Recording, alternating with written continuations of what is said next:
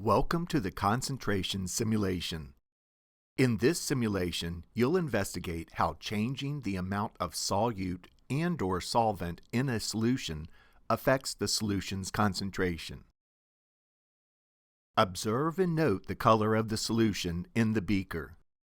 The label on the beaker states the current type of solute inside the beaker. The far left slider, called the solute amount, changes the amount of solute in the solution by moving the slider up to increase the amount or down to decrease the amount of solute in the beaker. You can use the solution volume slider to add or remove solvent from the beaker. The solvent used in this simulation is water. Select the Solution Values option to display the current amounts of solute and solvent in the beaker and the concentration of the solution in units of measure called molarity.